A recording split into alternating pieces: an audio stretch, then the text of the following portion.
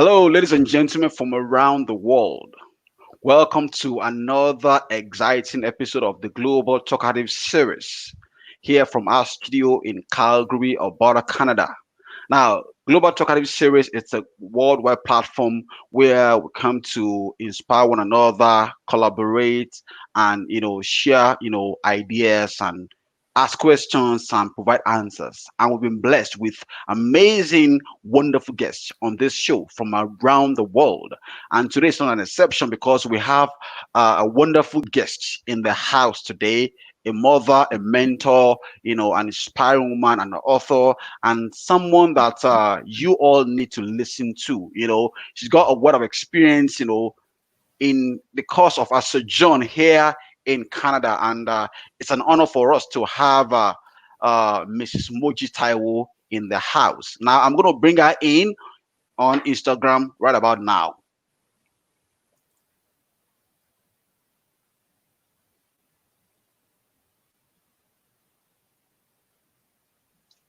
Thank you, Dr. Olaiwola Jele from Birmingham for joining us.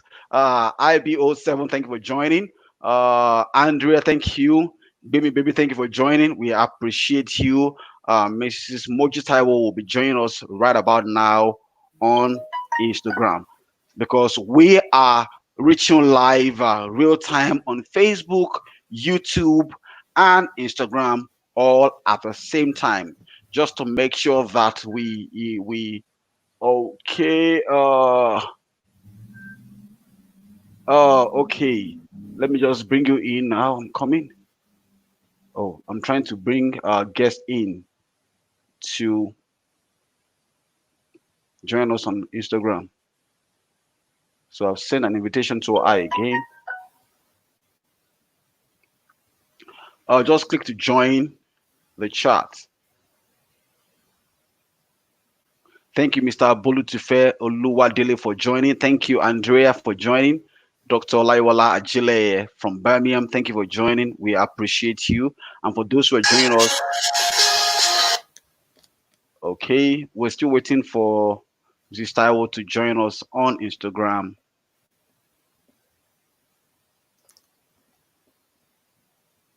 Resend it. Okay, let me just do it right away.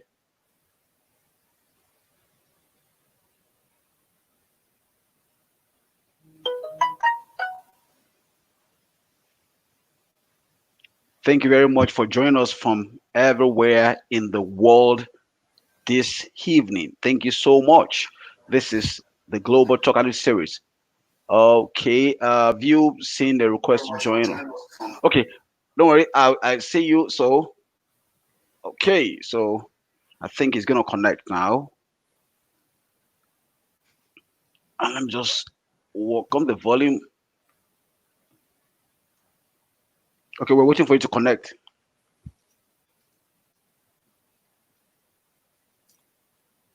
It's saying waiting for you to connect.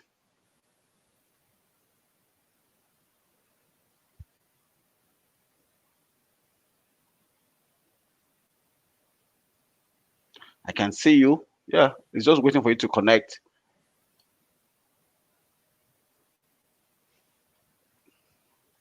Yeah, I can see you. It's saying waiting for Moji Taiwo to connect. It's saying, okay. This evening. Thank you so much. This is the Global. Okay. I think I just joined. Moji Taiwo joined. Yeah, but the video, we need you to. I can see you. Yeah, it's just waiting for you to connect. So it's saying waiting for Moji Taiwo to connect. All right. All right. Okay, so thank you. Finally, we can see you, and you probably need to adjust your phone so that our viewers can see you very well. You have a rookie here. Don't worry, a techie rookie. Work. It's gonna work. You have a techie rookie here. Thank you very much. Now? We can see your face, but well, I can see your face very well. Our audiences from around the world would see your face on Facebook and YouTube, but on Instagram, it's just like off from here. They can see you, so probably do a little bit of adjustment. Sorry for that. If you're joining us right now. We appreciate you, Mr. Laberinecon. Thank you for joining. Tete Folarin, thank you for joining. Emmanuel Elonio, British Media, thank you for joining. We appreciate you. Thank you for your patience. Okay. All right. So, audience, thank you for the little itch and glitch here and there. We just, try to accommodate everybody. And our guest today is Muchi Taiwo, author, community activist, and mentor. And today's topic is war against the pandemic and the diversity dilemma.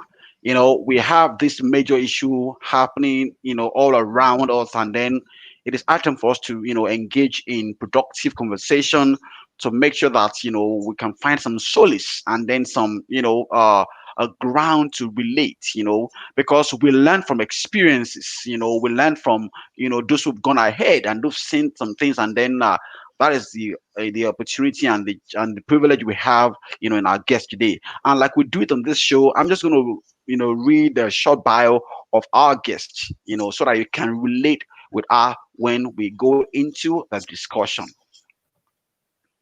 I read Moji Taiwo, author, speaker, coach, facilitator, retired civil servant, and a model. Now, during my 31 years service with Alberta Justice and Solicitor General, Young Offender Branch, I worked tirelessly to improve, impact, and positively shape the lives of young people and their families as well. I enjoyed training, mentoring young staff, and watched them develop and progress in their chosen careers. Equally in the community, I have delivered life skills program classes to youth groups since 1993 as well, and modeled professionally in spare time. A recipient of many community leadership and professional awards, including but not limited to Governors General's Correction Exemplary Service Board Award in 2015. The Service Medal Award 2008, and many other volunteer services awards. Most recently in 2018, she received the 25th year anniversary of NCAC Volunteer Award and was chosen the cover story of Lethbridge College alumni magazine, The Wider Horizon. In 2017, a story was featured as one of the Canada's 150 stories, an immigrant success story by the Canadian Race Relations Foundation. And it was a founding and active member of the Nigerian Canadian Association of Calgary in 1993, the Yoruba Foundation Calgary in 2004, and the Women of Vision Calgary 2012, and an avid volunteer for causes that improve the lives of youth, women, families, and community through the board membership at various higher institutions and community organizations, including the Calgary Police Services Diversity Unit. She joyfully shares her professional expertise and knowledge as a successful immigrant who is a proud Canadian and a well lifestyle fashion model. And most importantly, a wife, a mother, and grandmother of three beautiful boys. That is an impressive resume. How are you doing, Ma, today? I am exceptionally well. Thank you for having me. Thank you so much for taking time to be part of this conversation. We appreciate you for this. And to our audience, sorry for the little itch here and there while we started this conversation. We're just trying to make everybody, we want to meet the needs of every individual, so to speak, our audiences across all the platforms. And our discussion today is war against the pandemic and the diversity dilemma, which is a major issue in our community. Like we've said several times on this show, we have two major pandemics ravaging our planet: the racism pandemic and the coronavirus pandemic. Now, one has been on for a long time. Coronavirus is not until just recently, but this issue of race has been something that has been ongoing for a long time. Before we go into that, let's start by talking about your journey and life experiences in Canada. How will you describe your unique life? Let's start with that, man. Hello, good afternoon, everyone, or good day, wherever you are. And I apologize for the glitches. I'm a rookie at these things. So please forgive me as I learn along the way. And learning is my passion. So my mantra is, I live to learn until I live. I live Mm, to learn until I live. that's So amazing. I'm learning. Um, the question, thank you for having me, Lanre. It's an honor to be here to share. You asked to how about my journey Johnny, and my life experience in life Canada. experience in Canada. Hmm, Well, my life experience in Canada is quite unique because I came to Canada as a young, single African girl. I hmm. won't even say woman. I was a girl because that was before I wasn't even 20 years old yet Wow. when I came to Canada. And I came to Canada in 1978. Hmm, So, for those people who are in Canada or North America, you get an impression, you can picture in your head a single girl, African girl, leaving home for the first time alone hmm. and leaving the comfort of Nigeria to the uncertainty of a new nation called Canada. So Wow. that's number one. The weather, it's from one extreme to the other extreme. You're roasting, toasting in Nigeria, and you're freezing cold in You Canada. can say that again. So, and it just happened that the day I came, it was minus 28 degrees Celsius in Wow. Canada, in Calgary. It was minus 28 degrees Celsius. So that was another shock. And my other interesting point about my journey is daring to enroll or attempting to enroll in a broadcasting program Hmm. in a school where they've never had a black student in broadcasting before, let alone a black student from Africa, from Nigeria, in broadcasting program. That had its own challenges.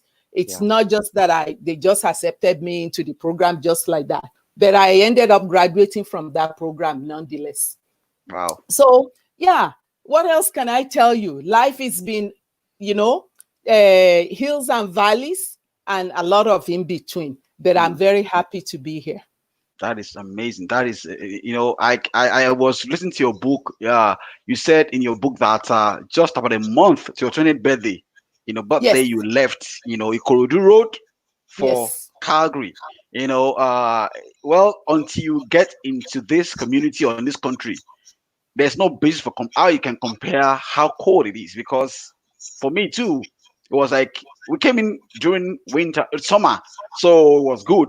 It was like nice, okay, but I remember I was in a bus some few months when we landed, and the bus driver was saying that you see all these green, beautiful grasses, they're gonna be covered all white. And I said, "Oh, what do you mean by white? It's not possible. How can everywhere be white?" He said, "Oh, you just knew." I said, "Yes." He said, "Okay, don't worry."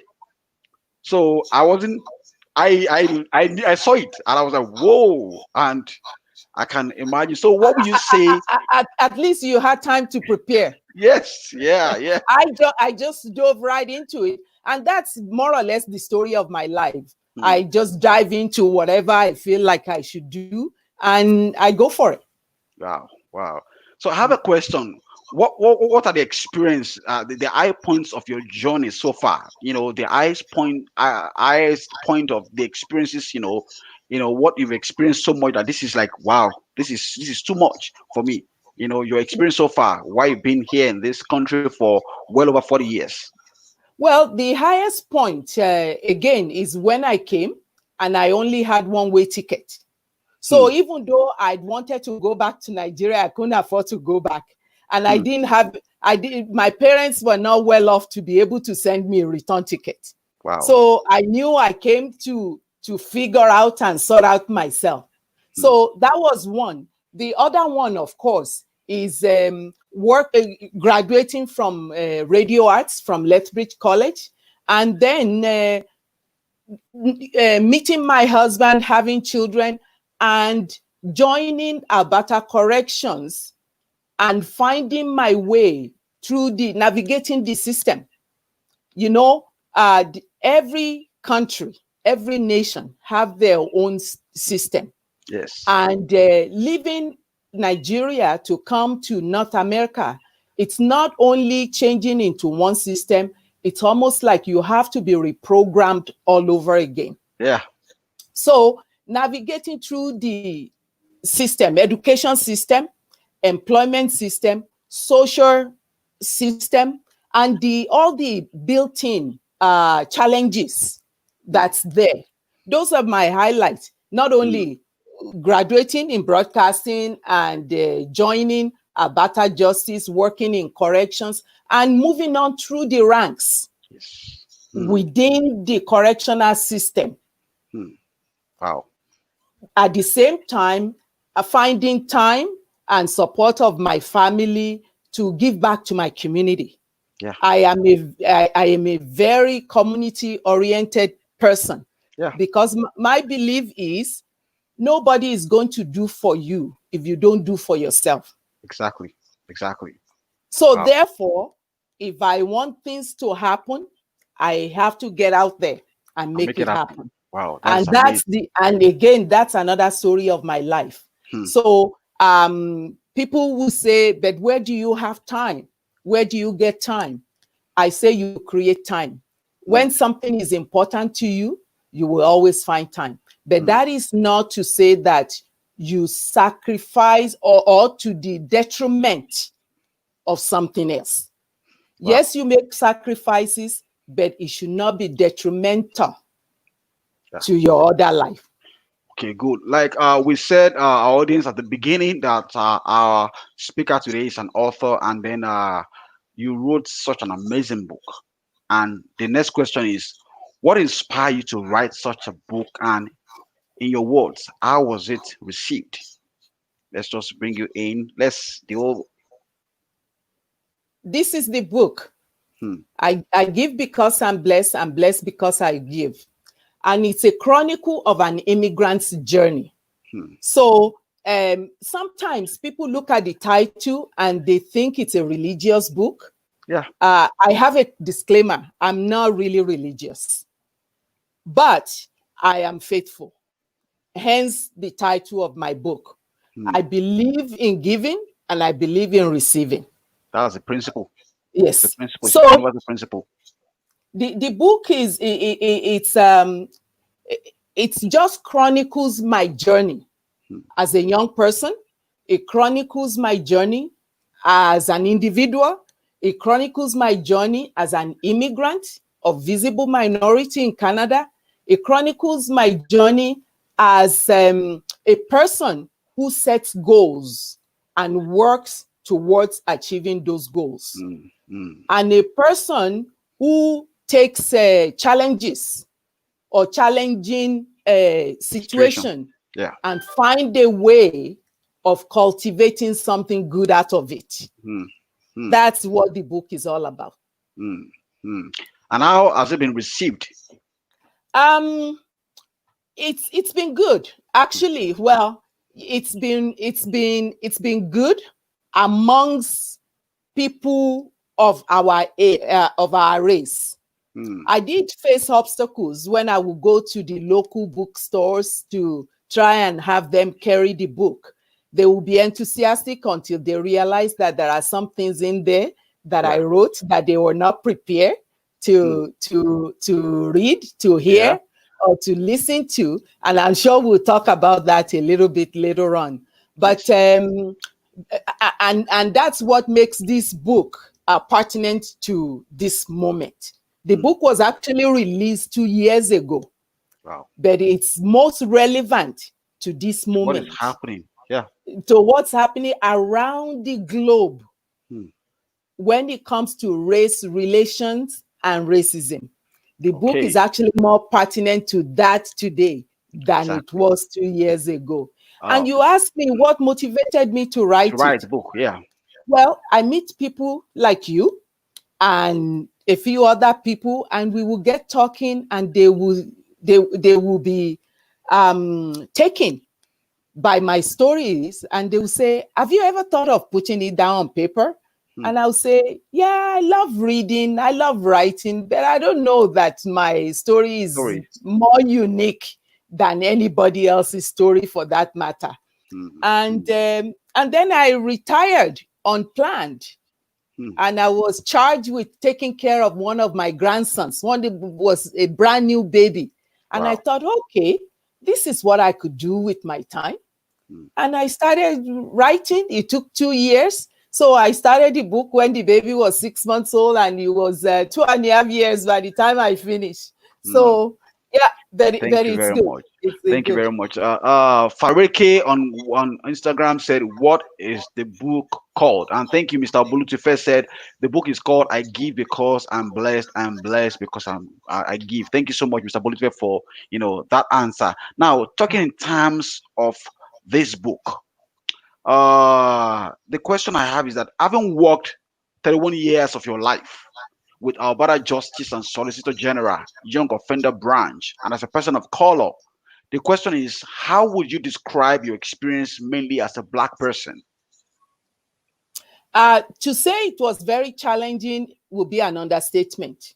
Hmm, Because not only am I black, not only do I speak in a certain way, and a female black person who speak in a certain way in corrections is never heard of. wow, Correction is typically male, dominated white. area. Yes, and it's a very rough and tumble area, and on and on. But I was fortunate enough that after my broadcasting training and brief career, I returned to school and basically realized that I've always had passion from high school, from boarding school, working with younger students. Hmm, So when I returned to University of Lethbridge, I took sociology, criminology, juvenile can delinquency see, yeah. program and things like that. And that led me into this position because also I was at the right place at the right time, I think. Hmm, Or maybe I didn't think. Usually I don't think things through before I jump in. The government was changing from pure punitive correctional model okay. to rehabilitative corrective model for young people. And at that time, they started recruiting for people who are actually educated in the field. Hmm, And that's how I went back in circle to my original passion, which hmm, is working with young people. hmm. And that's how I ended up in corrections. Wow. And it wasn't easy because, of course, you have to be physically fit. So there are stages. It's like being, it's like applying to be a police officer.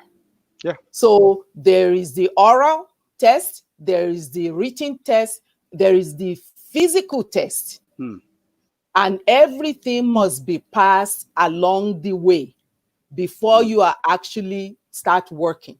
hmm. So with that, nobody's ever seen a person like me before Can and imagine. going through that training. And by that time, I already have 2 young children. So I was one of the more older candidates in the group. But nonetheless, I pulled my own weight. I did good. I got hired. But then, they're not familiar with somebody like me. Yeah. So the test, there's so many different tests and so many comments and so many assumptions, so many deductions about, this. They did all they could do to frustrate me to leave, but I Wow. wasn't going to. Hmm, hmm, So I went through that, and from there, I was actually really good, connected with the kids and their families. They come from so many different families. And also, I think because I was Black and kind of young, but I also have children, yeah. I was really able to connect with the kids a lot, and they connected with me a lot, to the point that when I was going on my days off, you can tell that the kids will not want me to leave. They will be Wow. asking, when are you going to come back? When are you Wow. going to come back? Hmm. So I really found my calling. And Hmm. so things moved on. I became a case manager and supervising people. And of course, I face all kinds of challenges there because the way I look and sound, It's I different. shouldn't, I shouldn't be supervising some people. Wow. Wow. But that did not stop me. Hmm. I moved on to the ranks of management. And as a manager, it has its own challenges. Even though I was now one of the bosses, Hmm. there were still challenges there. But Wow. yeah, I persevered, and it's turned out really good, actually. Hmm. That is amazing. I can imagine at that time, far back 20, 30 years ago, working as a young black person in a white dominated, environment, a lot of W- challenges here and there. And to take up on that question, you know, what would you say, will you say there has been true diversity and inclusion within the Canadian system Well, I based on would your experience say so far? I would say yes and no. Hmm. Yes, in the sense that most mainstream Canadian are familiar and exposed to different food, Yeah. different cultural food. I would say yes because they're familiar with our festivals and dances and you know things like that. At least when I wear my outfit now, or you wear your outfit as a male, they will not stop you and ask you why you're wearing your PJs. Wow. During my time, they will ask, why are you wearing your PJs? What? Now I can tie my head and it will be okay. At that time, they will be asking, why are you trying to look different? Why can't Wow. you just look normal? Hmm. So that So means the way you're in that looking is not good to their it's not standard. normal to their standard. So in that case, yes, there's been a shift.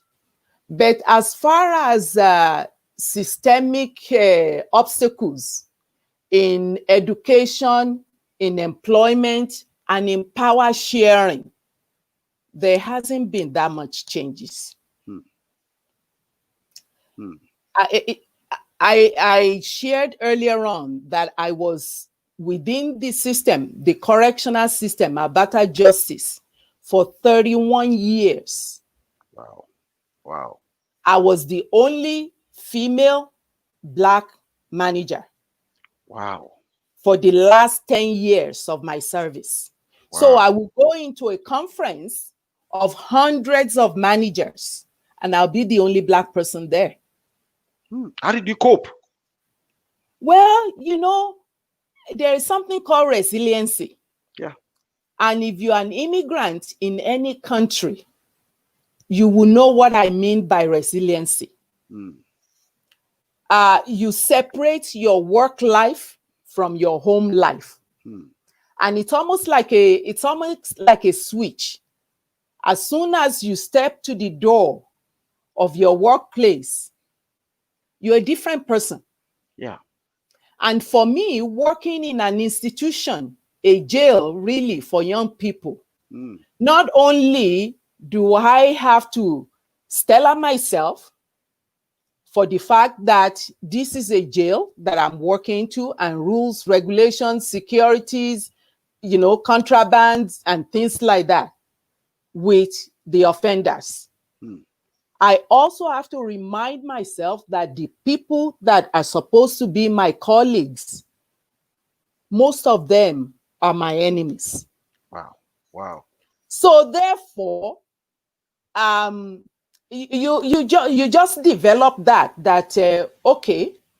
I hate to say it, that it's almost like you're going to a war zone. Hmm. Every day of your life. Yeah, but I'm happy though to say that through my position as a manager and eventually a recruiting and training manager, I was able to foster a little bit of diversity in our staffing complement to represent the population that we serve. That is amazing. And I constantly also have to remind some of my colleagues and head office that it's unfortunate that we have our population was higher on the indigenous side, yet we don't have indigenous staff members. Hmm. Hmm. Wow. So gradually I was able to, and with the help of some of a few, very few colleagues and my superior, we were able to hire highly educated, competent people of color to work in there. And I hope that they continue that practice because I left 5 years ago. I retired 5 years ago. Wow, I hope so. Still on the Global Talkative Series here with our guest today, Mrs. Moji Taiwo, author, community activist, and mentor. And today's topic is still war against the pandemic and the diversity dilemma. I want to appreciate uh, Brack was partners for joining us on this show. Aribatishe Adekemi Priscilla from Nigeria. Thank you for joining us. Team Udoka Paul, Timothy Wesi, Alabi Adenekon, and Oluwadele Bulutefe, and all those who are joining us from around the world. We appreciate you for joining us on this show. Thank you so much. Now, recently, like about a month ago, the prime minister actually did say this on the news, and I'm not make this up. That yes, there is systemic racism in Canada now, and just like 2 days ago, the RCMP chief too also apologized that yes, there is systemic racism in our system. So, in your words, how will you describe the systemic racism that exists within our system? Well, there is, I'm a very positive person and Yeah. I'm a hopeful person. And because of that, like I said, I tend to be part of the solution instead of just complaining about the problem. As I Hmm. said earlier, there was problem in my workplace, and I worked very hard to get to the position where I could make change, and I effected changes while I could.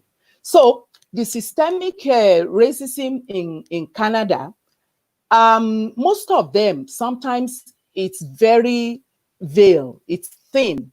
Hmm. You can, well, most non-colored people will not see it. So I Yeah. give them that. Hmm. Most colored people will not see it because they're not looking for it, right? Yeah. They don't have to walk walk into work, like I said, Yeah. and worry about the environment and worry about their colleagues Hmm. sabotaging them. Yeah.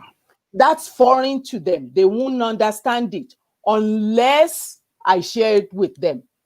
And even if I share it with them, some of them will say, no, that can't be so.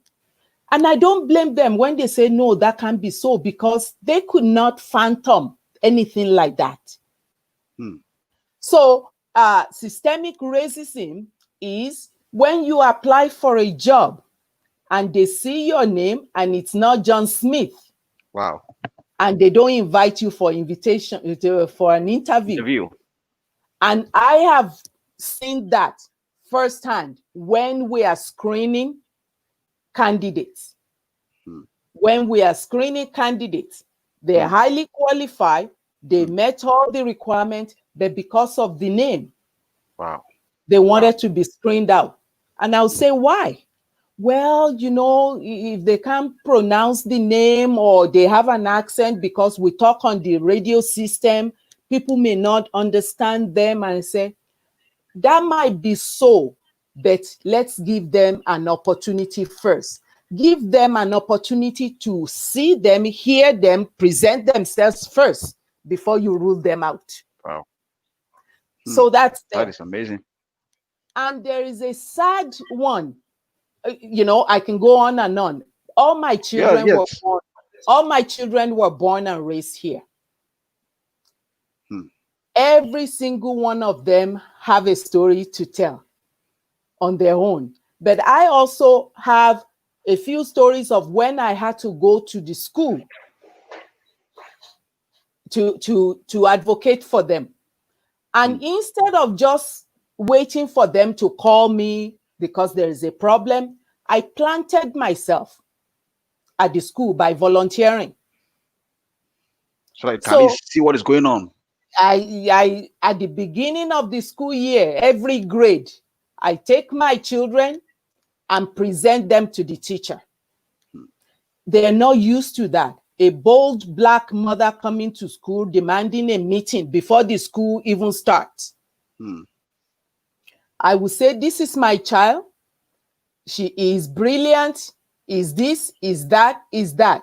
And you can expect him to be a good boy behaviorally. If you see anything that's not behaviorally good, give me a call. I don't want to see it on the school report. That is a good step.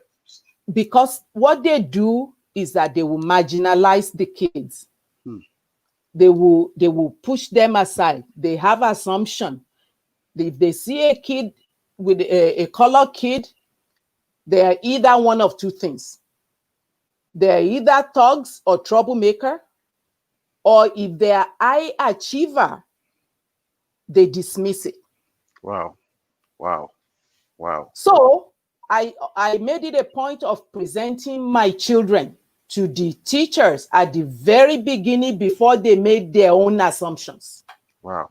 That is a very bold step to take.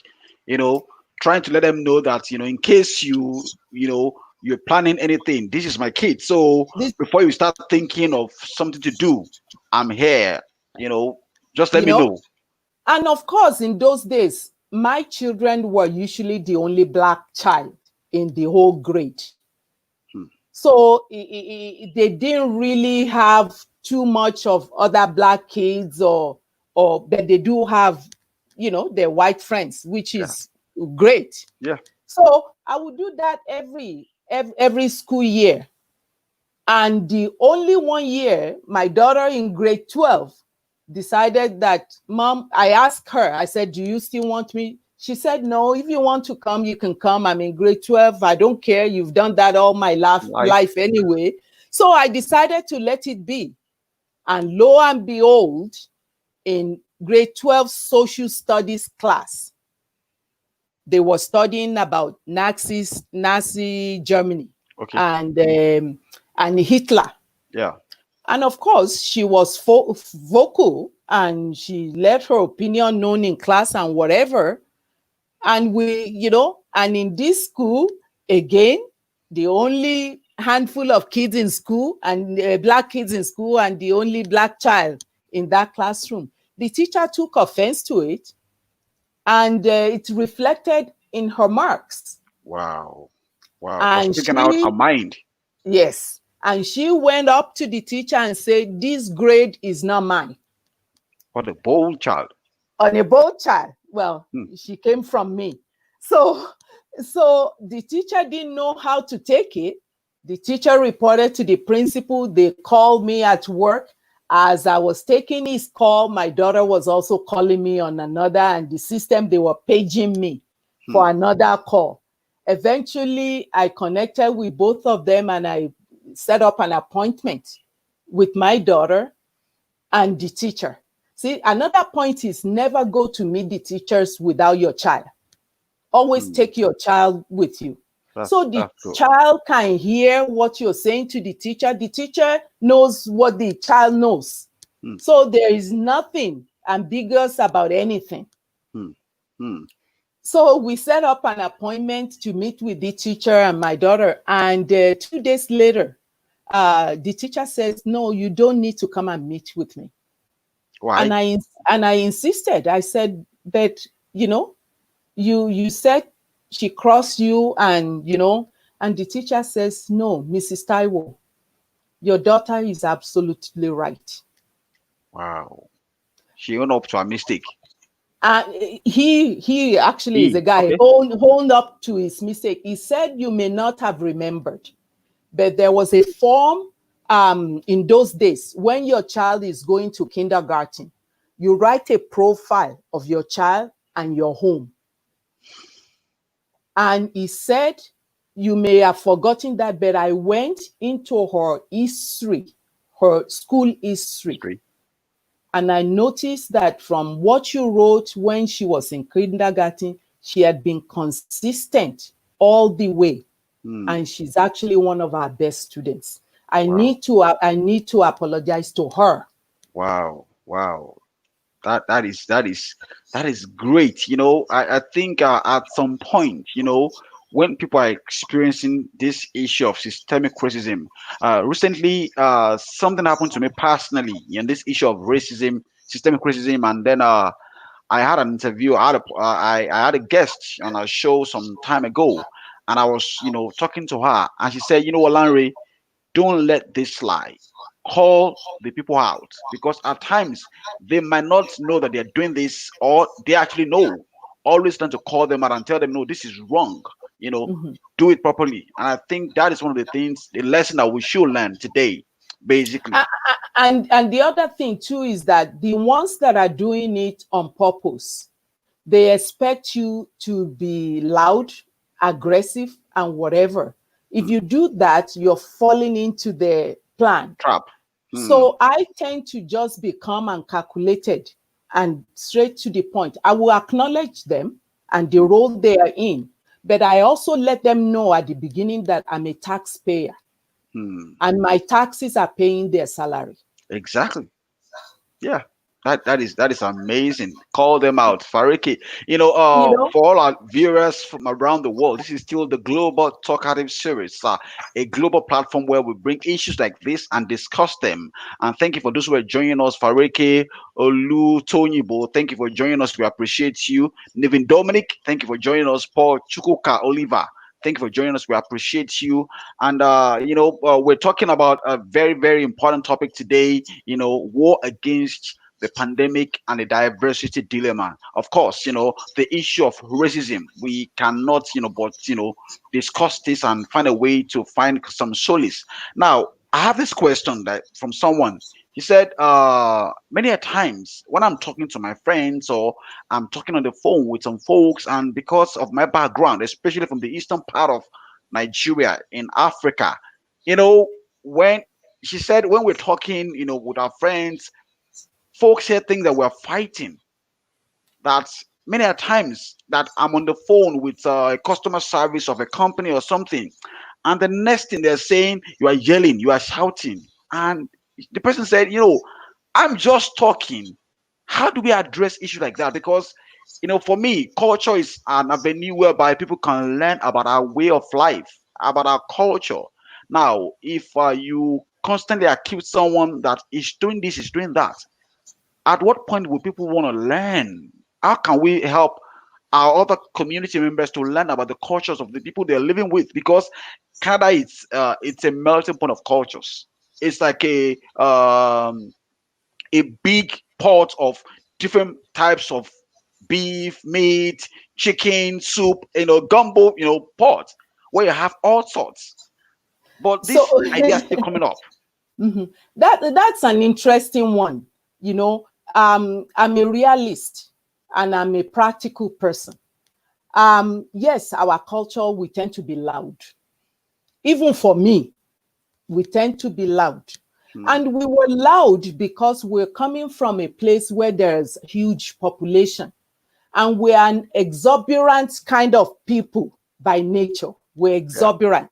Hmm. And that's why I say, when I'm in my comfort zone amongst my people, I let my guards down. Hmm. But I also realize that when I'm in the public place, it's for everyone, it's not just for me. Yes. So I should not be hearing your private conversation. Hmm. Hmm. That's the way I look at it. And some people will say, oh, you are Canadianized. Well, maybe I am, but I also spent my youth and growing up in Nigeria, and I knew that in my household we didn't yell in order to be heard. Yeah. Actually, when you yell, it sort of takes away from the message that Mm. you're trying to portray. So um, sometimes we talk loud and we're exuberant. And I am exuberant because when I see somebody that I love, well, with COVID now, we can't hug. I'm Yeah. a hugger. I hug people and I laugh and, but there's place and time for everything. Yes. Yes. That's amazing. Thank you very much. And now, talking in terms of COVID-19, now, COVID-19 came like a mighty flood and caused a massive disruption in our world. Up till now, would you say it has had an impact on the current outlook of things, especially as it relates to diversity in this world or in Canada? Absolutely. Absolutely. Nothing will ever go back to the way it used to be Mm. again. Well, with what is going on around the globe now, aside from the COVID pandemic, there is also this racial awareness pandemic that's Yeah. going on. I think we ought to thank COVID for just blowing the lid off of everything, Yeah. because this person that was killed, Floyd, George Floyd, was yes. it was not the first person that was killed. I Hmm. had my own experiences with police officer here in Calgary and Lethbridge, Wow. where they were looking for an excuse to rough handle or malhandle me or my husband. Wow. I've Wow. been followed because I was driving a nice car out of an exclusive neighborhood, Hmm. and I was stopped because of that. Wow. Wow. But because it was daylight and I work in correction, so I knew my rights, Hmm. I stopped and asked the officers. I knew I wasn't speeding. I knew I didn't do anything wrong. Why did you stop me? Hmm. Hmm. He said, may Hmm. I please have your license? He had my license, ran it. What he wanted to find out was, why is this black woman driving a nice car? Nice car. Is And that a why crime? and why is she coming out of a ritzy Obviously. neighborhood? I live there. Wow. Wow. Wow. Hmm. So he came back, and I said, so you are going to tell me why you stopped me? He Hmm. said, well, I see that you're following too closely to that car in front of you. And I said, by the way, there was no car in In front of front of me. me. Check your camera. Oh no, there was no camera in those days. Okay. Yeah, it's true. That's No another thing. camera. Yeah. I'm talking about 1993. Wow. Wow. There was Wow. no camera. Hmm. He learned a lesson there, because without yelling or anything, I said there was no car in front of me. Hmm. And I just look at him. I said, you have to wrestle with your conscience. And Hmm. I let him go.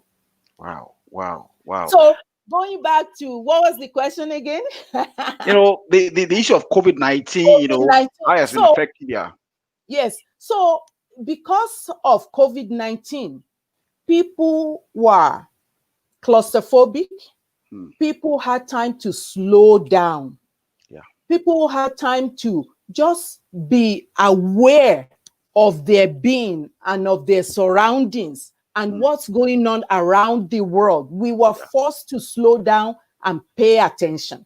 Yes. Hmm. Because of that, a whole lot of people around the world, and with the help of the camera and social media, were able to see what colored Yeah, no. people, We're going through. what indigenous people, what black people have been going through for decades. Hmm. Hmm. Hmm. Even after his video came out, there are other videos just preceding his that were now being released. Release. Yeah. So they cannot sweep anything under the carpet anymore. No longer. Hmm. They Hmm. couldn't sweep, and people can now take time and see and say, oh wow, It this has been is happening. actually going on. This is true. Hmm. Hmm. Hmm. There are still naysayers out there. I go on social media once in a while. Some people are still offended with Yes. the fact that we're speaking.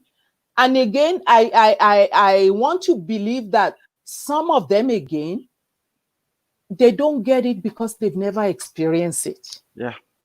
Some of them, they don't get it because they cannot bring themselves to think that Things another happen. human being will be Can do treated this. like that. Yeah. And some of them just don't give a shit. Hmm. Yeah, it's true. They don't care. So, so COVID has really blown a lead Hmm. on our struggles, Yes. struggles that have been going on For a for long, a forever. long time. And I must also say that the young generation now, and when I say generation, I mean black, white, you know, Hispanic, Hispanic, any Caucasian, everybody. other. Yeah. Okay, they are bolder than us. Hmm. Things that we will put up with and be just quiet about it Yes. because we didn't want to rock the boat. Hmm. Hmm. Well, Hmm. I rock boats. Yeah. So there are not too many people like me in those days. Hey. Wow. So we didn't want to rock the boat. This Hmm. generation is saying that humanity counts. Yes. Humanity counts. Hmm. Hmm. And um we all deserve to be treated Hmm. with respect and dignity. Dignity. Wow. Wow. That's amazing. Still on the Global Talkative series, a global platform where we bring topics that is out, and then we try to find some solutions. And want to appreciate those who are joining us from around the world. Genevieve, we thank you. Diela Okran, thank you for joining us. Farika, thank you for joining us. We appreciate you for joining us. And Tony Lafenwa, thank you for joining us. And Olutoyibo, we appreciate you. Thank you for joining us. For our audience today, this is a very, very important topic we're discussing. And from every likelihood that this topic, this series or this session will spill to like a double session. We've had guests on this show that the topic are they are very, very, they're very important, they are very vital to what is happening. And you know Instagram only allow 1 hour, but from our studio the conversation continues on YouTube and Facebook. So when it's on the dot of 1 hour, we'll switch on the Instagram off, and we'll connect again on the Instagram. So don't go nowhere. We still have in the house our author, community activist and mentor, Mrs. Mojitaiwo. And today's topic has been war against the pandemic and the diversity dilemma. Now, the question I have, based on what you said from your experience when the police stopped you, now, we've had cases of racial profiling, what you've experienced some 10, 20 years ago, stopping you still goes on. Now, Mhm. how, as an experienced correctional officer, if I'm driving, because I've seen that it has happened to me. I was driving around my neighborhood, and then I didn't do anything wrong, but I noticed that this policeman, I turned left, he turned It's left. on I left. turned right, he turned right. I moved forward, so I noticed that something is wrong somewhere, and I kept on driving, and the other cars, and he kept on following me because I've watched a lot of movies to be aware of what is happening. And I kept on driving, and I drive into my neighborhood where there's a construction, and there was Mhm. some construction vehicles, and I drive past them, and it was that construction vehicle that came in, and the police couldn't get through, and that is how I was able to escape, because I don't know what will have happened. Now, Mhm. to our audiences, especially person of color, if I'm driving, because I wasn't even driving a Porsche car, I wasn't driving a very Porsche car. I was just driving a regular car. So they want to stop me. So if you're driving a vehicle, for the benefit of our audiences, if I'm driving and a policeman stopped me because of maybe my color or whatever, or what I'm driving a good car or driving from a very nice neighborhood, what should be my response? We need to know. Please tell us. Well, basically, the officer will come, you wind your glass down, you exchange pleasantry. I always say, hello, officer. And they said, your driver's license, whatever. As I'm taking my driver's license and particulars to give, I will be asking, may I please know what I'm being stopped for? Hmm. They have to answer you. May I please know what I am being stopped for? Hmm. The moment you ask that question, they realize that this person knows their right. If it's a bogus stop, they will fumble and just said, well, we're just doing, spot checks or whatever. And if the officer doesn't know his or her stuff, they will say something nasty. Hmm. And then you can look up and their name tag is there. Hmm. And then I will address them by their name. Officer so, so, so, and so. Just to let you know that I'm calling you out. Yes. And you know the name. And even after everything is done, you can ask them for their badge number, which is also under their name. So by law, we can ask them and they're supposed to give it to us. Yes. Okay. Yes. And the badge number is under the name too. Okay. So you copy that down. And if you're talking to them respectfully, but sternly, that, I ask you what I'm being stopped for. If that is not provided, you turn, you say, Officer Johnson, I ask you, what am I being stopped for? Hmm. Hmm. And if there is no response, you already have the name and Hmm. you have the badge number, you file a complaint. And once they know that you have the name and the badge number, they know that you probably follow up. Wow. Wow. Wow. That is amazing. But, Uh, but, uh, but I will never advise not to stop. hmm. When Okay. police officer asks you to stop or following you, you stop. You just don't stop where it's secluded. Yes. That's another good point. Don't stop where Don't it stop is. where it's secluded.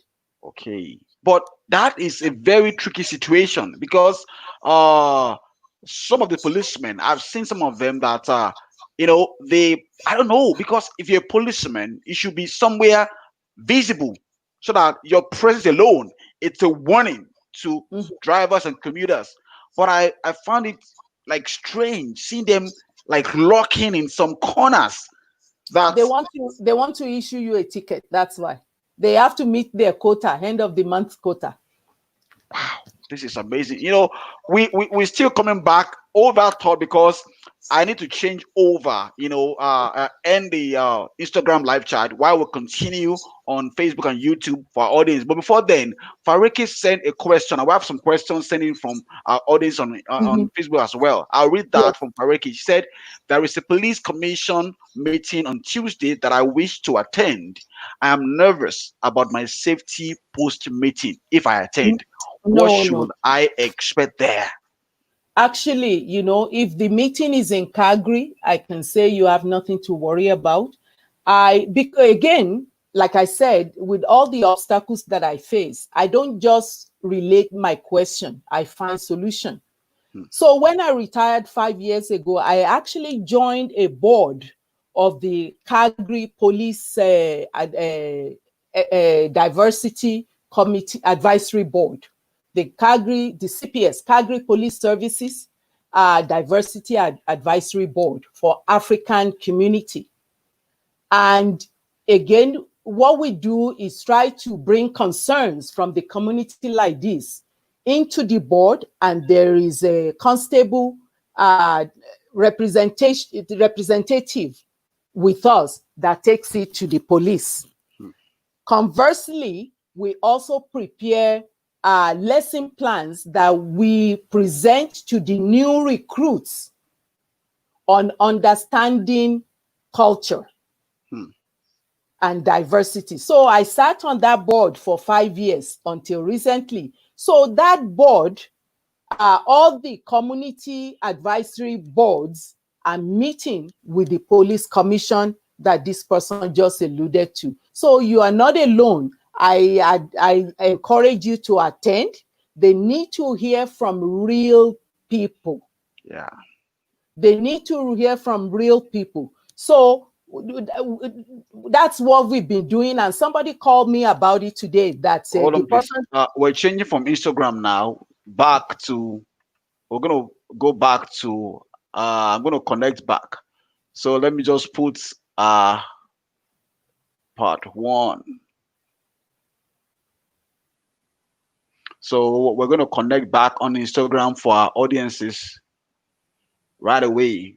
So because this is a very thank you for joining us once again on the Global Talkative Series. This is still your host, Lanre Ajayi, and our guest today has been an amazing woman, a mother and a mentor by the name of Moji Taiwo. She's an author, a community activist, and a mother in the land. And also, today's topic is still war against the pandemic and the diversity dilemma.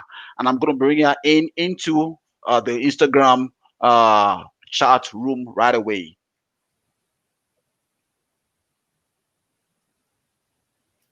We're getting some nuggets of truth today about the issue of racism and how to respond to police brutality, and when police stop you, what you all need to do, or you have a case with the police.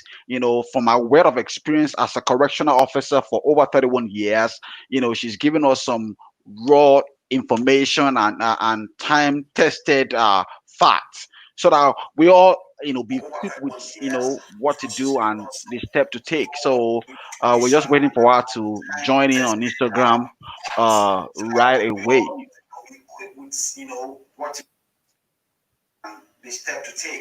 Thank you for joining us again from everywhere. Okay, welcome back, Ma, on Instagram. So, like we stopped, before we were interrupted by Instagram 1 hour, chart rules. We were talking about a lady that said Faraki said she has some police hearing, and that she's afraid, because she thinks that what are they going to ask her if she should go. She's afraid, and you are giving us some information about what she needs to do. So let's go on from there. Yes, yes, you should definitely go. They need to hear from real people.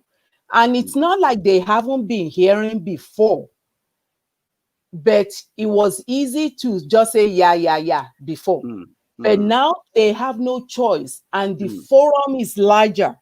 mm, The voices are bigger. mm. It's not just Black people demanding humanity and dignity. Yeah. A lot of people, white people, Asian people, indigenous people, everybody is calling for the same now. So our fight is not ours alone anymore. Mm.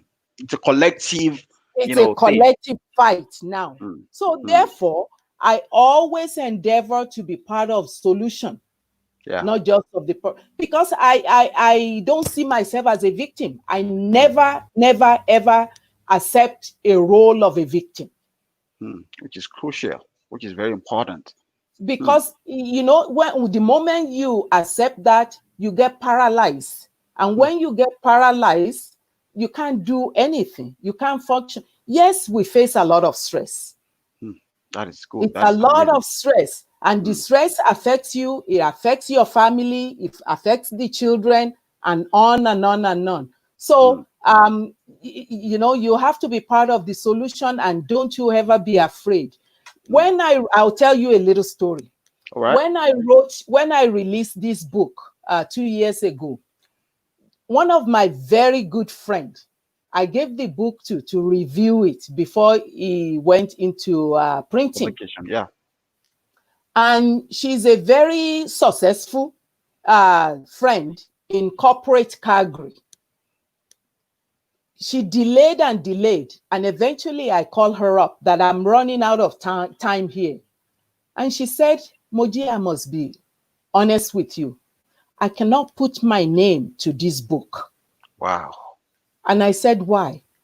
And she said, I work in corporate Calgary. Calgary is not ready for this This kind of, candidness. wow, wow.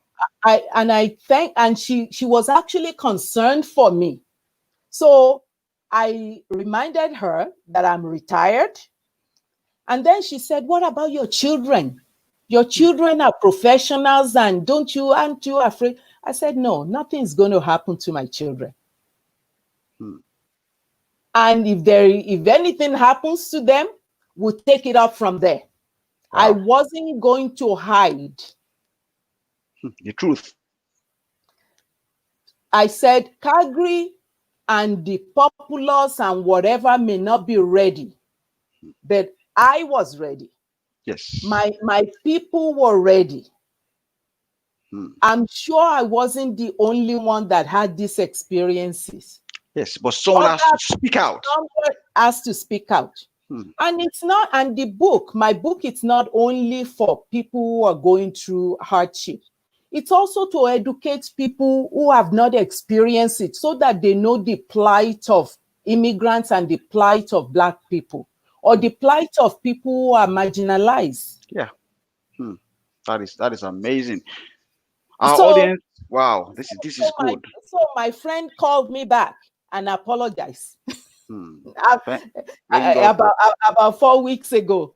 wow, wow, wow, wow. We're still having a chat with our amazing guest today by the name of Muji Taiwo, author, community activist, mentor.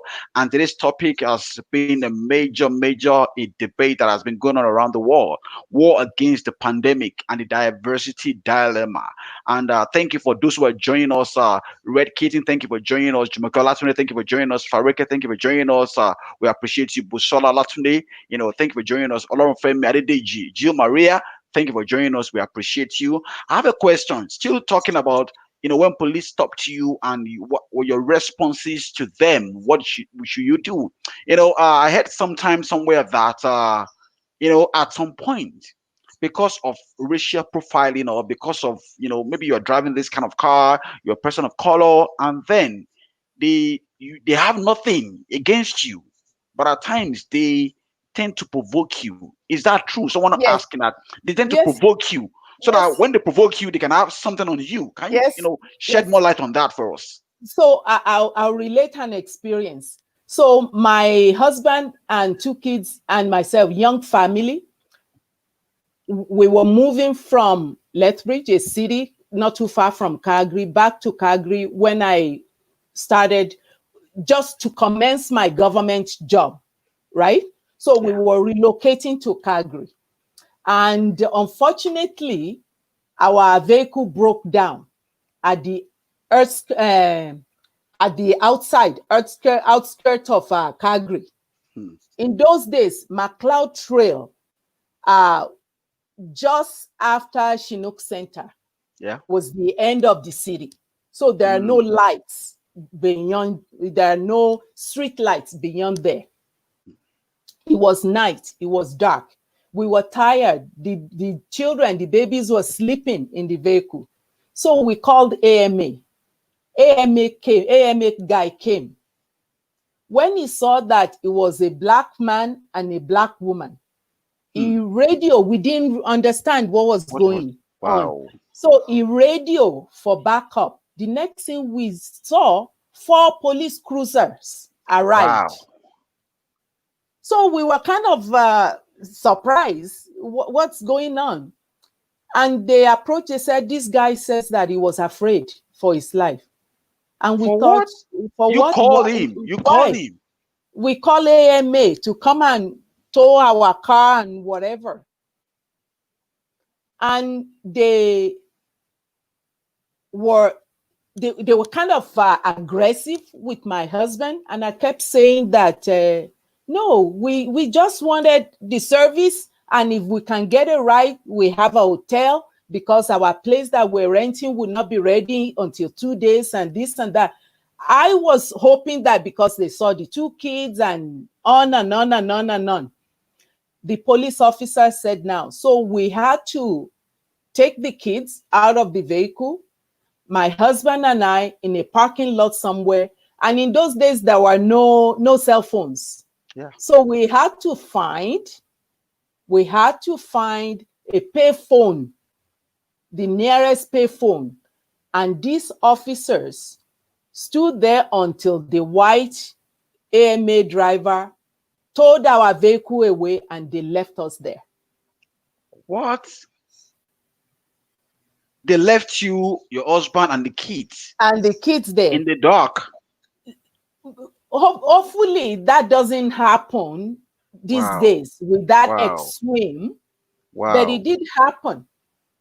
Hmm. So how do they So, expect you to get to where you're going with the kids? Dark in the well, night. back in the night, so we were able to make it to a payphone and call a cab. Hmm. That is dehumanizing because they came with a Ford Cruiser, which Yes, it's enough space to give you a ride. yes. And Wow. they were focusing on my husband, trying to agitate him, and I was calming him in the background and say, that's okay, just let them go, we'll find our way, Hmm. If he had been there alone, Only who God knows knows what would have what will happened. have happened. Probably they would accuse him of kidnapping those kids. Well, they will have said he did something to the AMA driver or something, or he did something to them. But it is true that the person is saying that they try to aggravate you. But I must also say, not all officers are like that, Yeah. Hmm. Hmm. because I have in police officers too.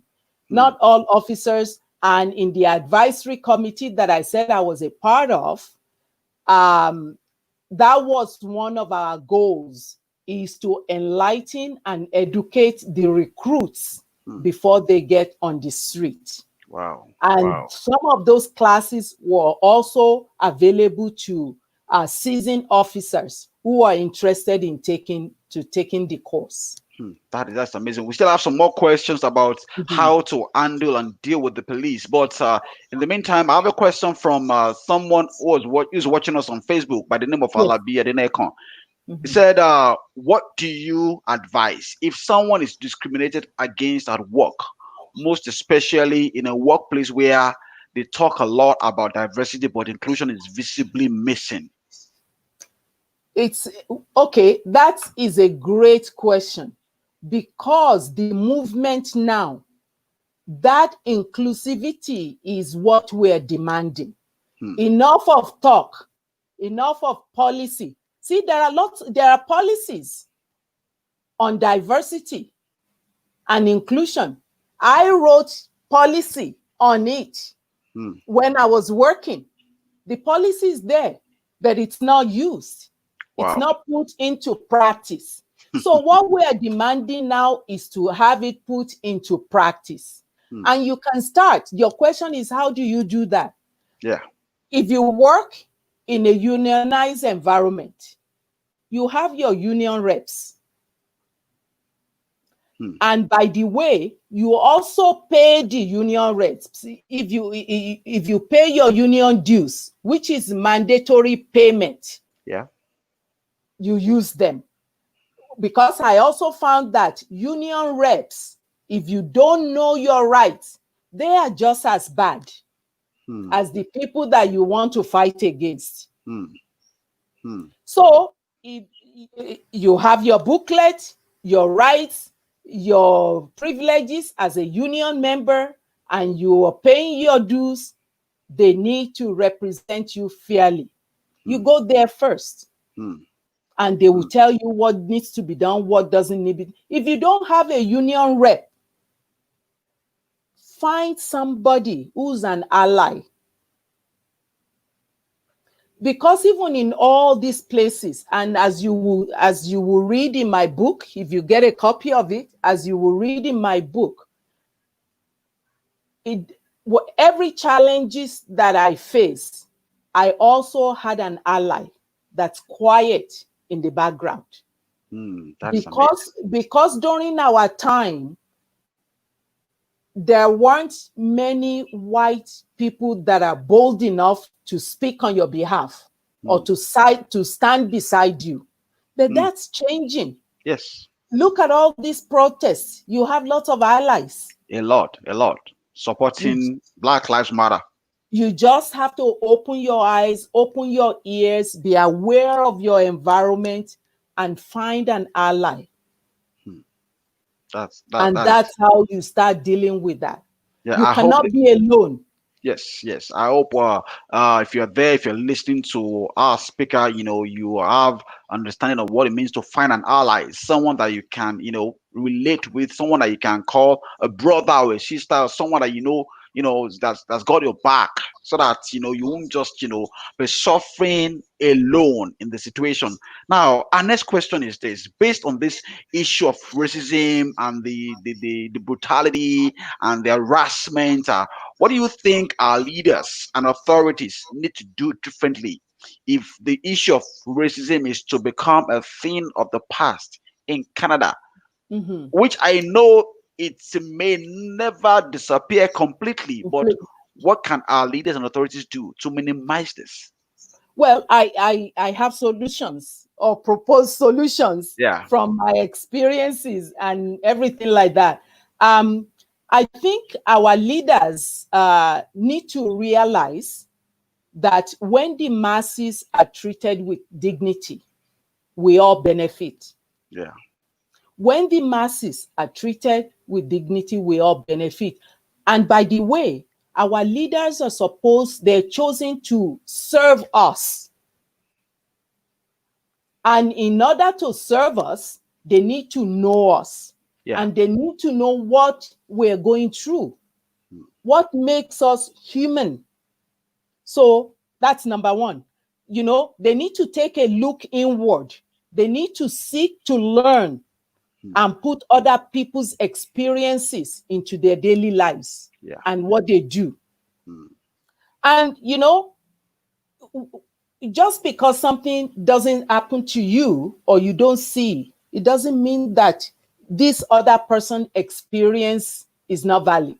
yeah, So they need to know that. Because I still hear a few of them here and there saying, oh, this thing happens in United States, but it's not as bad here. According to whom? According to you that's never experienced yes, it, before, or according to me that lived it? So our leaders need to educate themselves truthfully. yeah, Who's teaching our kids in schools? that is another major point that we should look Who into. are the people teaching our kids in school? If the teacher is ignorant of our children's feelings, how are they going to teach them? How are they going to embrace them, include them? Yeah, And I have a little story for that too. Just last year, my 4-year-old grandson was in a preschool, French immersion preschool. And of course, I would drive him, drop him off, and pick him up. I noticed that dropping him off, sometimes he became clingy and he would cry. But when I pick him up, he was happy. So I asked him, why do you cry all the time when you go in? He said, because Madam Colette doesn't like me. wow. 4-year-old. That's not good for a 4-year-old to have that kind of notion about someone. And I asked him, I said, why? But 4-year-old, he couldn't really tell me how Yeah, or why. So you I can volunteered. sense it. So I volunteered in the school, in the class. And I will watch when the kids line up to go into classes. The teacher will welcome them, embrace them, and they go in. But when it came to my black child, grandchild, and one or two other kids of color, she would greet them and just usher them with no embrace. Wow. So they can see it. So they That can why are see it. we different? If you can embrace Yes, others. Oh, yes. So I volunteer in the classes and I continue my observation. At Hmm. the end of the school year, I called the teacher aside. I said, I have an observation. It's something you've probably done before and you are not aware of it. You've definitely done it now, and but I don't want you to repeat it with another kid that's coming. Hmm. And I laid it out for her. Initially, she got her back up and denied. Hmm. And I let her protest until I gave her concrete incidences Yeah. with dates and time. Hmm. That's fact. That she can't deny.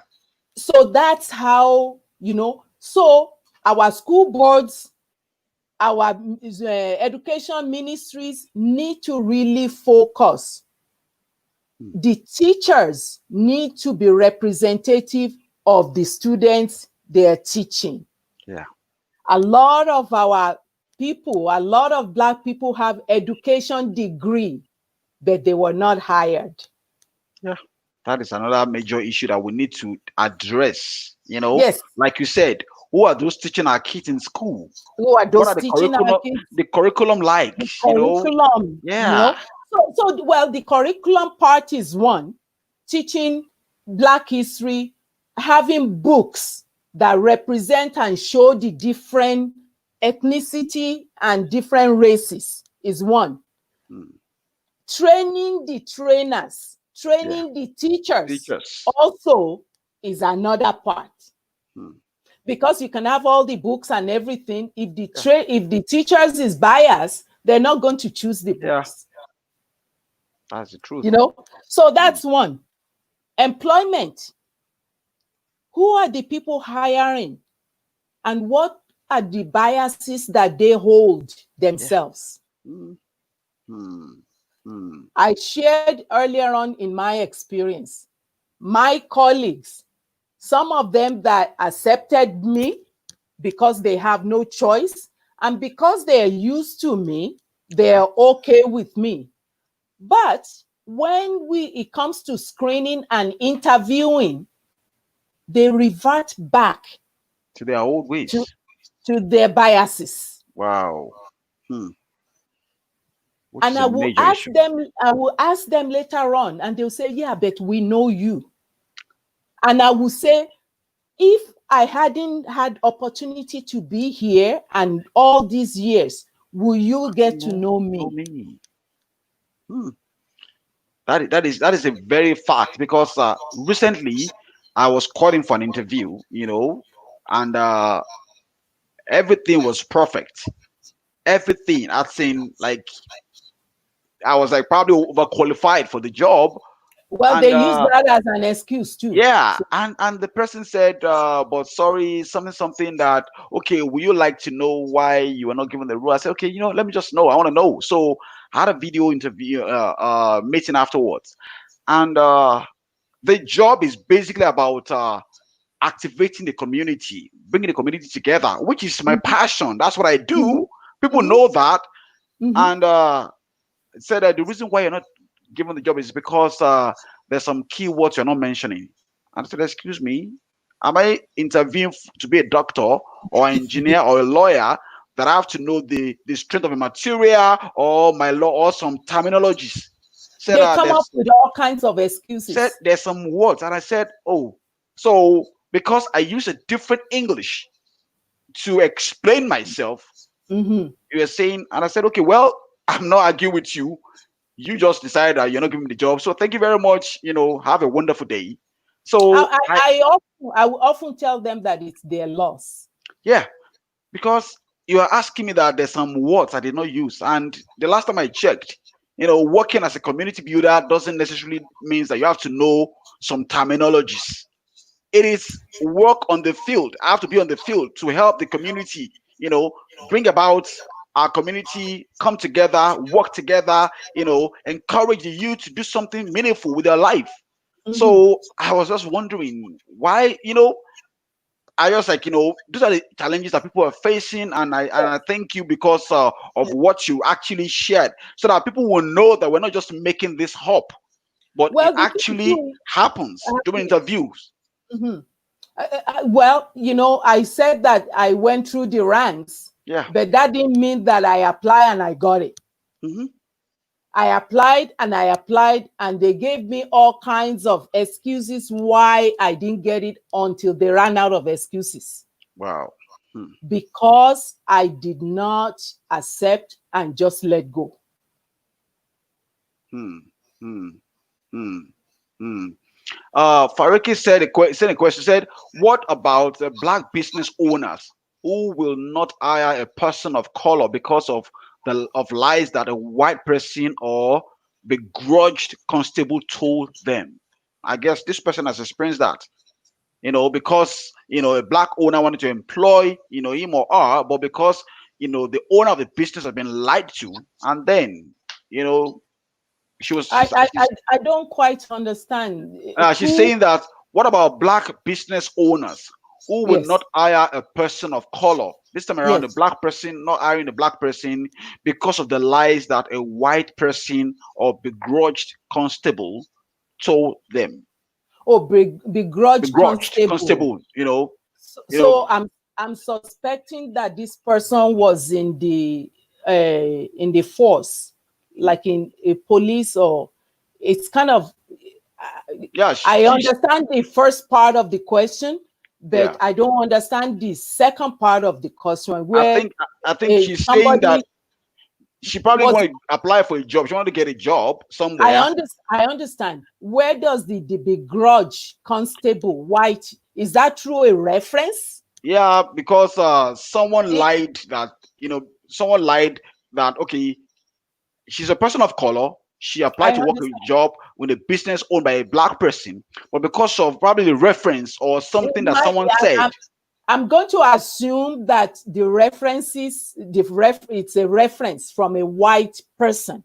Hmm, And well, as a black business owner, or as a business owner for that matter, if you're wanting to hire somebody, you do have to have reference. yes, And if the reference is not conducive to what you're looking for in practical way, you have to protect your business. yes, absolutely. Unless if you have other experiences, volunteer experiences that you can use to augment or to counter this other reference that the white person give, then the black business person can sort of, put both side by side to make his or her decision. Hmm, But this is a difficult one. We yeah, cannot assume that it's because, well, we can assume from what you said that there's a reference or somebody said something. hmm, yeah, And if what that person says is not positive, this black person that's own a business will be risking it in yes, hiring you when you have a, yeah. yeah. So Thank that one is a difficult one for me. Thank you very much. For those who are joining us, we appreciate you. Ayinke's Kitchen of Ayinke of Ayinke's Kitchen. Thank you for joining us. Jumoke Adenle Olatunde Oluwadayo Adiemo. Thank you for joining this conversation. Our topic today is war against the pandemic and the diversity dilemma. And our speaker today has been an amazing woman, an author, community activist by the name of Moji Taiwo. If you have questions, you can, send your question. If you're watching us on Facebook or YouTube or on Instagram, kindly send your question, and we still have a bit of time to address this question and then to answer it. So, coming back to the issue of the police, stopping, um, you said something that we should ensure that it is not somewhere that is, like dark or somewhere very, hidden. Now we can we're driving, you know, we don't know where the next policeman is hiding, and we can't avoid, things like that. We can't avoid. Okay, I think okay, I'm gonna bring you back in on Instagram. I want to just bring this Mojito back on Instagram.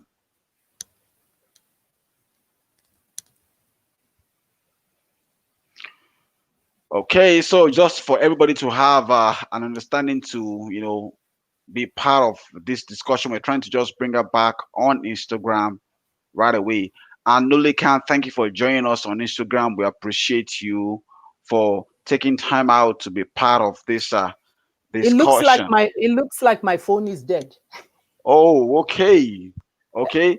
So well, we're going to continue on this discussion. We're still broadcasting right here in our studio on Facebook and YouTube, and our guest is off on Instagram, but we'll continue. And then I hope you enjoy this discussion. So, the question it's around this issue of police. Stopping, a person of color, and that we can't predict that we're going to be somewhere public or hidden when they stop us. So, if at all, it happens. Now, for the benefit of our viewers and those who are just joining us again, I will want you to explain the steps to take. Number one, I agree. You said if a police stops you, you stop. So long you are not an offender, you don't have any criminal, behavior or anything suspicious in your car, you stop. What is the next thing to do? The next thing to do is, well, naturally they will ask you for your identification and your papers and whatever. As you getting it out for them, you ask them nicely. You're getting your papers, officer, what am I being stopped for? Hmm. Officer, what am I being stopped for? That You means you can repeat ask it. them the question, You can officer, ask them what question, what officer, am I stopped what for? am I being stopped for? And Okay. you give them your ID. If you feel that it's dark or isolated, whatever, put on your hazard lights. Hmm. The moment they're behind you, put on your hazard lights and drive slowly to where you feel comfortable. Okay. By putting your hazard lights, you are acknowledging them that you've seen them. You're All just right. looking for a place to park. Okay. Hmm. Hmm. For the benefit of our viewers on Instagram, what our guest just mentioned that if police stopped you, ensure that it is not somewhere that is very, dark or somewhere hidden.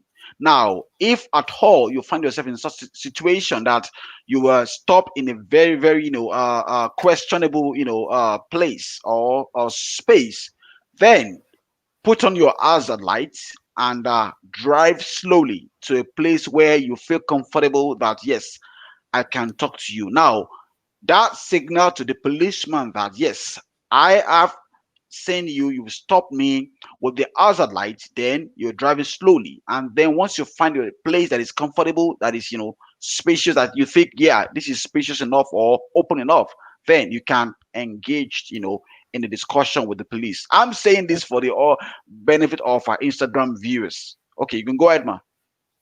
So, and of course, you give them the particulars. They will run it. They will come back, and if they haven't answered your question, by that time you call the officer by his name Hmm. and repeat, Officer Johnson, I'd asked you before, why am I being stopped? Call them by their And name on their by their badge. name on their badge.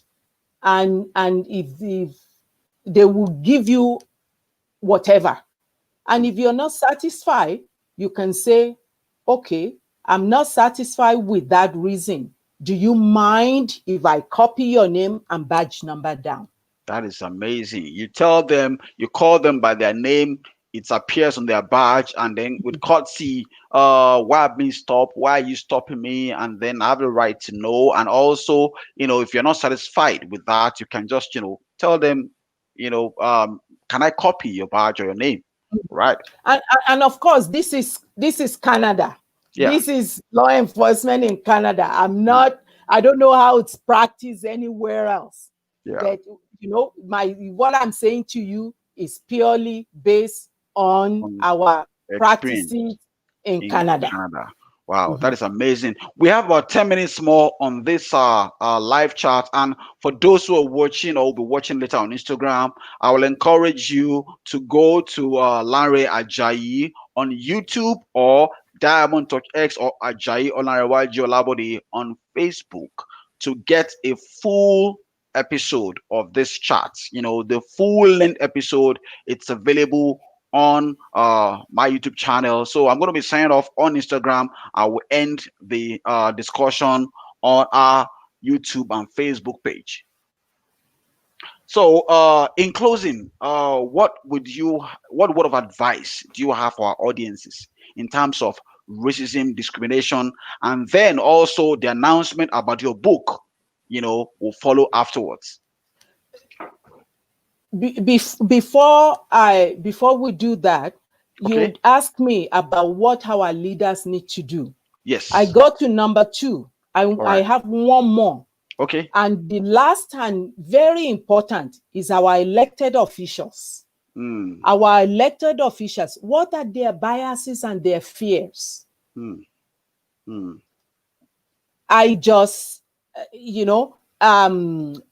there is a Stockwell Day. Stockwell Okay. Day was a prominent conservative provincial leader who actually ran to be a prime minister of this country at one time. Hmm. When this incident broke, and in discussion of systemic racism and racism, he said there is no racism, nothing is worse than even he himself was teased because he wore glasses in Hmm. elementary school. Wow. What does wearing glasses have to do with the True. color of my skin? Absolutely nothing It's not comparable, at all. but that's how limited their knowledge is. Recently, here in Alberta today, there is a provincial MLA. I think his last name is Gray. And he made repeatedly racist remarks with Wow. no apologies. Yet, he's still a member of our provincial government cabinet. And he happened to be one of the panelists that the justice minister appointed to screen and choose our judges. Wow. Wow. So So, an open racist in a position to choose our judges who are going to be upholding the the law, law of the the land. province. Yes. And our people will be appearing in front of these judges So there's no fairness. who have been tainted by a racist that chose them. Hmm. Hmm. So, in our elected officials, we need to find out their biases. Yeah. If they truly want to serve all of us, then they must understand all of us. Yes. Hmm. Hmm. That is the truth. They must understand all of us. At least that is the responsibility of someone who is vying for the position of leadership or That's authority. right. It is your responsibility because it's a ginormous work.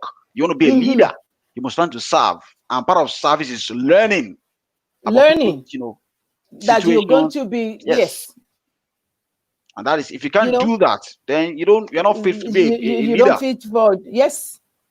Wow, And I wow. can cite another example, but I'll just leave it so that That it is doesn't seem like I'm political. Yeah, for Yeah. for our viewers today, we've Mhm. been talking to Moji Taiwo, author, community activist, and mentor, and we started this conversation by asking her what inspired to write a book, which is one of the bestsellers around, and initially seeing the title of the book, you would think it's a religious book, which of course there's nothing wrong with No, writing a there's religious nothing book wrong or with any kind that. of book. Yeah. There's nothing wrong with Mhm. that. Absolutely nothing wrong with Mhm. that. But Mhm. it has been said that you don't judge a book by the By cover. its cover. You don't. That's You have to right. like Yeah. You understand have to. what it is. And I Mhm. think I want us to show our audience, the book so that they can know. Show our audience. Now, that is the book. I give because I'm blessed. I'm blessed because I give. And any information you need about getting this book, it's on Amazon in audio version and also in hard copy. And you can go to mujitaiwo.com for more information. And then go ahead and tell our audience the announcement about the book. Okay, so the book is available, of course, on Amazon on paperback, and it's available in Kindle and audio. So you can get it on Amazon. You can get it on Find a Way Voices in Let them Audible. see. Let them see the book. Why you're talking about that? Okay. In Audible, you can get it anywhere. And if you're you can also ask your local library to bring them in for you. The local library have access to it if your local library subscribe to books, and they can bring it in for you. So, and the book is a chronicle of an immigrant's journey, and it provides you excitement to be your unique self. It gives you inspiration to be successful. It empowers you to step out in faith. Even though it's not a religious book, I'm a faithful person. So, and I believe that you have to have strong faith in order to achieve your goals. It motivates you to pursue your dreams and achieve your goals. It strengthens you to challenge the standards. And it gives you grace and fortitude to give, to share, and receive blessings. Also, a strong believer of mine. I believe that the more I give out, the more I get back. Yes. It may not come back to me directly, but I know that I have people who benefit from me. Yes. My Yes. children, my grandchildren, my extended family. It's give you an open mind to learn from others. Yes. So for people who are non-white, who are non-white, who are white, who are non-black, who are from different ethnicity, everybody can enjoy and find something valuable in the book.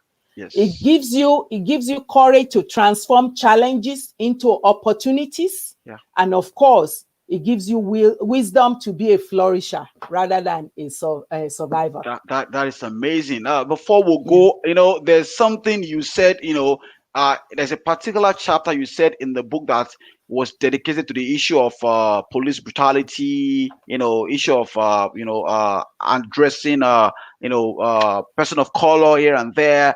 And I just wanted to say something about that particular chapter for our audience as a juicy to encourage them to go get the book. In chapter 6 of the book, it talks about my trials and triumphs.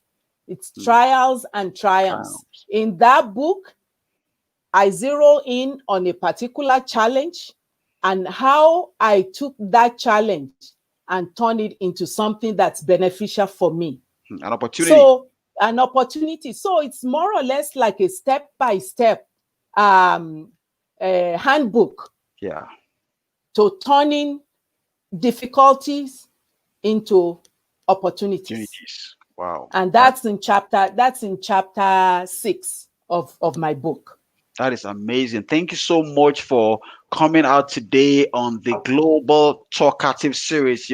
It's been an expository, session, which I know someone was saying that we should have this, on online for people to hear and play again. Well, I've got good news for you. It's available, by a couple of hours. It's available here on Instagram and on YouTube and on Facebook. And then Mrs. Taiwo will send it to all of our audiences as well to see, which is also, the Bible says something about buy the truth and do not sell it. It's saying that when you are harmed with the truth, then you will know how to go out and be free. Because truth always gives freedom. When it's like a judge saying you are discharged and acquitted. It is based on established fact and truth.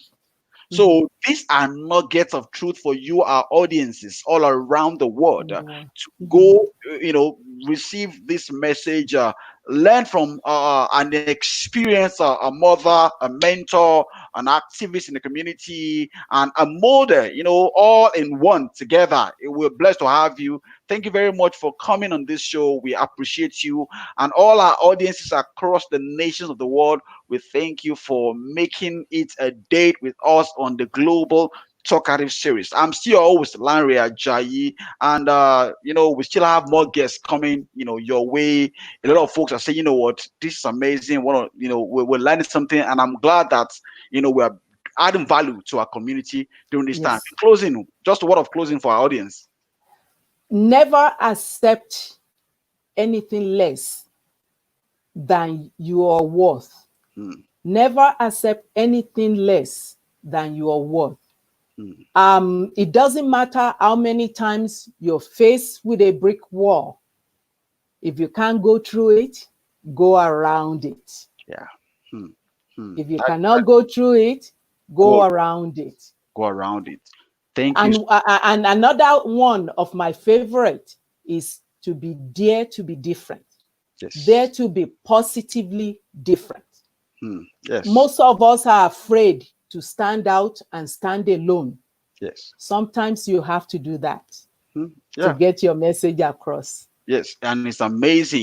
If you refuse to stand up, a lot of folks will be punished or, Mhm. you know, uh, relegated to the back.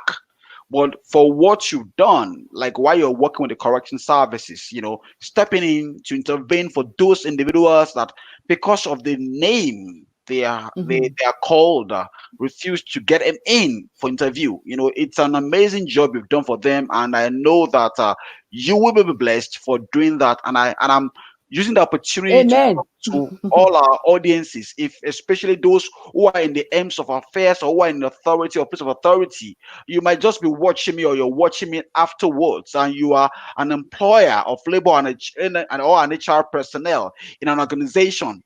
I keep saying this today. If you're promoted as an HR manager of a company, remember that if you have the opportunity to be fair, and just in bringing in everybody to work, based on merit, not because of the color of their skin or how they Or look the or, name. or their names, you are doing immunity a major. And that also goes for children. Yes. Children, we need to advocate for our kids, Yes. any kids for that matter. Hmm. I work in correction in juvenile correctional facility. I saw kids as kids and advocate for them regardless of their colors, Yes. regardless of their names. Hmm. So, this goes to those people who are in charge of taking care of kids. Always remember that somebody else is taking care of your kids. Yes. So Yes. you need to be kind. Yes. And you know what? Whatever a man sow, he or she shall reap. Mhm. Thank you very much, Adetomi Ajayi, for joining us. She said, dare to stand out and stand alone, and said, Alone. great words. Thank you so much Mhm. for all those who have joined, who have sent in messages. Nevin Dominic, Alabi Adenekon. We appreciate all the viewers who have joined us from around the world. ATL Cares, Ellen Agbonison. Thank you, Jumaka Denley. Thank you, Oludayade Emo Busola Latunde, Olorun Femeride, Jim Maria, Toyin Lafenwa, Bulu Atife, and so many of you that have taken time out of your busy schedule to join this discussion today. War against the pandemic and the diversity dilemma. Thank you so much. It's bye for now, all our viewers. Thank you very much. Have a wonderful day.